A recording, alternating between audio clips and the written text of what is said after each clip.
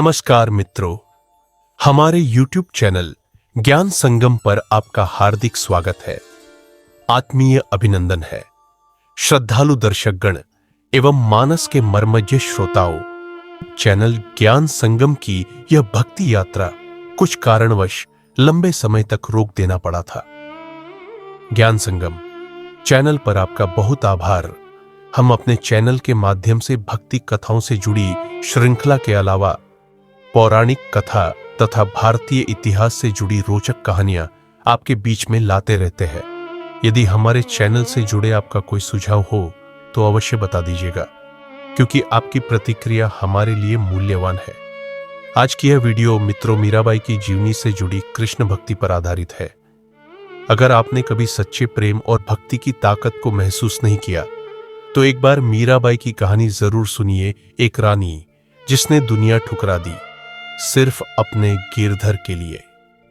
अगर भक्ति में दीवानगी देखनी हो तो एक बार मीराबाई की कहानी जरूर सुनिए। आज की यह वीडियो मीराबाई की वेदना, विरह और भक्ति पर आधारित है।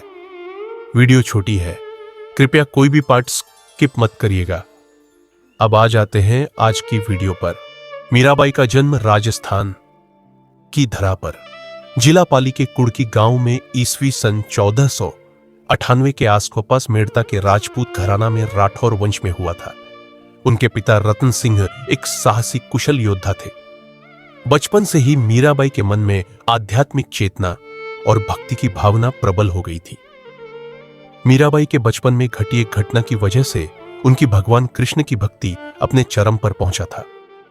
बाल्यकाल में एक दिन उनके पड़ोस में किसी धनवान व्यक्ति के यहां बारात आई हुई थी। सभी महिलाएं अपने बच्चों के साथ छत पर खड़ी होकर बारात के नजारा का लुत्फ उठा रही थीं। मीराबाई भी अपनी मां के साथ बारात देखने के लिए छत पर आई हुई थी। उस समय उनकी उम्र लगभग 4-5 वर्ष की रही होगी। बारात में दूल्हा को देखकर उनके बालमन में एक सहज भाव जगा। आखिर मेरा दूल्हा कौन होगा? बचपन का स्वभाव बहुत ही चंचल होता है। जिज्ञासावश बातों ही बातों में अपनी माता से पूछा कि मेरा दूल्हा कौन है। इस पर मीराबाई की मां ने उपहास में ही बातों में विनोद करते हुए भगवान श्री कृष्ण की मूर्ति की तरफ इशारा करते हुए कह दिया कि यही तुम्हारे दूल्हा है। मां की कही हुई यही बात मीराबाई के बाल मन में एक अटूट गांठ की तरह बंध गई और उसी दिन से मीराबाई के मन में कृष्ण भक्ति का भाव जगा और कृष्ण को ही अपना पति समझकर पति के रूप में देखने लगी। समय बदला, स्थिति बदली और बदला मीराबाई के उम्र के पड़ाव, पर मीरा के मन में भगवान कृष्ण की भक्ति नहीं बदली। दिन ब दिन उनकी कृष्ण भक्ति मन में गाढ़ी होती चली गई। मीराबाई भगवान कृष्ण को ही अपना पति मान चुकी थी। वह विवाह नहीं करना चाहती थी, पर परिवार वालों के आग्रह पर मनाने बुझाने पर जैसे तैसे अधूरे मन से ही सही विवाह के लिए राजी हो गई। मीराबाई का विवाह बचपन में ही लगभग 15-16 वर्ष की आयु में मेवाड़ के राजकुमार भोजराज से हो गया, जो महान योद्धा राणा सांगा के पुत्र थे। विवाह के पश्चात वे चित्तौड़गढ़ चली गई, परंतु उनका मन सांसारिक जीवन में नहीं रमा। मीराबाई के जीवन में खुशी शायद विधाता को मंजूर नहीं था। मीराबाई की मां वीर कुमारी का सर से साया उनके बाल्यकाल से उठ चुकी थी। कुछ समय पश्चात उनके पिता रतन सिंह की मौत हो जाती है और फिर विवाह के कुछ वर्षों के उपरांत उनके पति भोजराज भी युद्ध के दौरान वीर गति को प्राप्त कर लेता है। इस तरह से उनके पति की मृत्यु पश्चात उन पर दुखों का पहाड़ टूट पड़ा। वह हर तरफ से अकेली पड़ जाती है। मन में भगवान कृष्ण भक्ति और गाढ़ी होती जाती है। मीराबाई के जीवन में परिस्थिति इस कदर करवट लेती है, मीरा के पास खोने के कुछ नहीं रहता। मीरा का गिरधर ही तहर ही सब कुछ रह जाता है। मीरा अपना वेदना को कविता में उतारती है। मेरे तो गिरधर गोपाल दूसरों न कोई, जो उनके अंतर्मन की वेदना है, पीड़ा है। ये सांसारिकता से विरक्ति है तो दूसरी तरफ श्री कृष्ण से लगाव भी। ये अंतर्मन का विद्रोह भी तो दूसरी तरफ अपने आराध्य पर समर्पण भी। स्थिति जीवन के प्रतिकूल होती जाती है।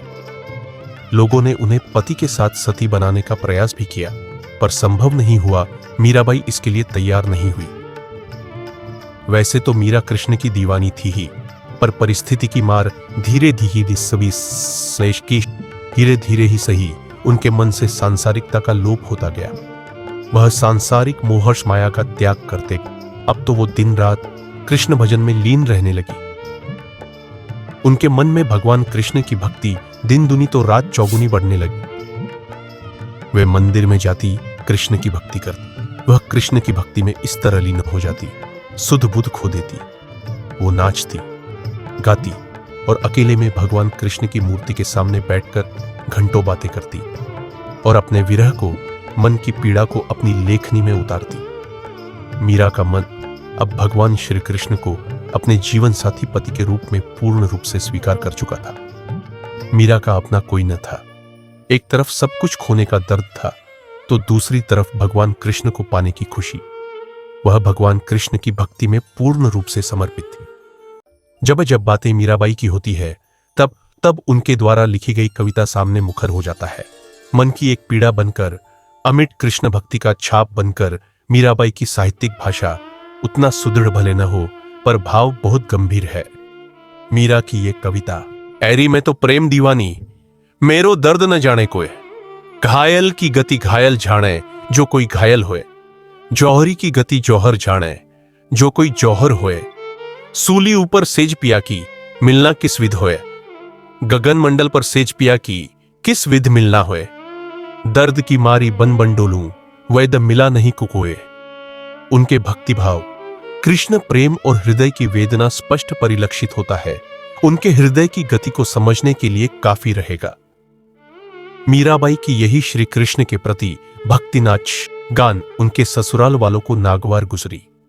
एक तो राज परिवार की शान, मान सम्मान और प्रतिष्ठा, तो दूसरी तरफ चाहे रात हो या दिन, मंदिर जाकर सबके सामने कृष्ण की भक्ति में मगन होकर नाच गान करना, रात को लुक छिपकर अकेले मंदिर जाना और श्री कृष्ण की मूर्ति के सामने बैठकर घंटों बातें करना पूरा परिवार वाले की समझ से परे था। मीराबाई को उनके ससुराल वाले शक की नजर से देखने लगे। उनकी ननद ने उन पर यह आरोप भी कर दिया कि वह रात के अंधेरे में लुक छिपकर मंदिर के बहाने अपने किसी गुप्त प्रेमी से मिलने जाती है और उनसे घंटों बातें करती है। वो राज परिवार का मान सम्मान को धूल में मिलाने के लिए भक्ति के आड़ में काली करतूत कर रही है। इस बात का पड़ताल हुआ। मीराबाई को मंदिर में अकेले में भगवान कृष्ण के साथ बैठकर घंटों बातें करने की बात सामने आई और यही सब बातें दिन ब दिन मीराबाई के जीवन को कठिन से और कठिन बना दिया। उन्हें तरह तरह की यातनाएं देते। कई बार लोकलाज के डर से मीराबाई को जान से मारने का प्रयास किया गया। कई बार मीराबाई के ससुर महाराज राणा ने उन्हें विष देकर जान से मारने की कोशिशें भी की, पर हर बार उन्हें मात खानी पड़ी। विष का प्याला पीकर भी मीराबाई की मौत नहीं हुई। नियति को कुछ और मंजूर था। विष ने भी अपना जहर का त्याग कर दिया। जाको राखे साइयां मार सके न कोई। मीरा का तो साक्षात मुरलीधर गिरधर गोपाल थे। भगवान श्री कृष्ण की कृपा से बार बार बच गई। एक दिन समय ऐसा आया मीराबाई घर छोड़कर वृंदावन चली गई और फिर बाद में द्वारिका चली गई। वहां जाकर साधु संत महात्माओं के साथ सत्संग किया। मीराबाई ने अपने व्यक्तिगत जीवन के अनुभवों को भक्ति के साथ जोड़ा। उनकी रचनाएं केवल एक कविता नहीं, बल्कि उनके आंतरिक संघर्ष और अनुभवों की कहानियां हैं। जीवन की वेदना, पीड़ा, संघर्ष है और विरह की कहानी है मीराबाई की कृति। रचनाएं आज भी जनमानस के मन में अमर है, जो विरह की और सगुण भक्ति गाथा का जीता जागता उदाहरण है। जब बात आती है कृष्ण प्रेम की या फिर श्री कृष्ण की अनन्य प्रेयसी की, तो राधा के बाद नाम आता है मीरा का। यदि राधा दरस दीवानी है तो मीरा प्रेम दीवानी है। राधा ने भगवान कृष्ण को मधुबन ढूंढा और मीरा ने मन में ही पा लिया। युगों को युगों तक भगवान श्री कृष्ण के नाम के साथ अमर रहेगा मीरा का नाम। राधा ने भगवान श्री कृष्ण को पाकर भी अपनी जीत नहीं मानी। वही मीरा ने कभी हार नहीं मानी। यही है मीरा का अद्भुत प्रेम शक्ति।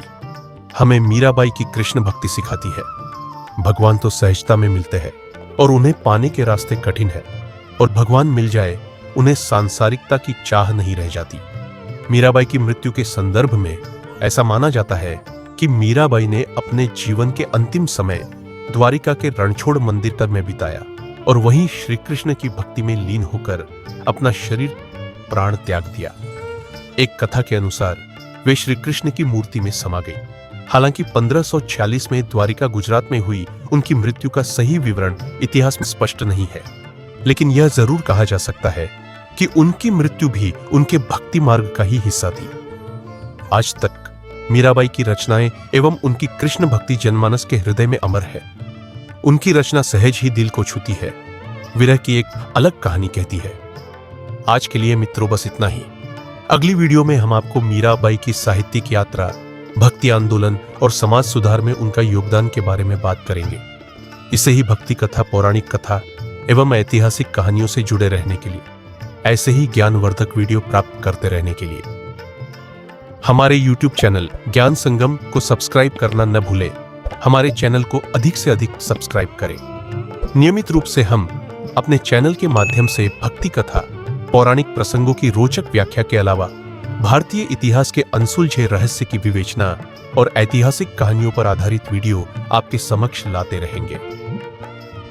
अगर मेरी यह वीडियो आपको अच्छी लगी हो तो लाइक करें और कमेंट बॉक्स पर जाके कमेंट कर अपनी प्रतिक्रिया अवश्य दें।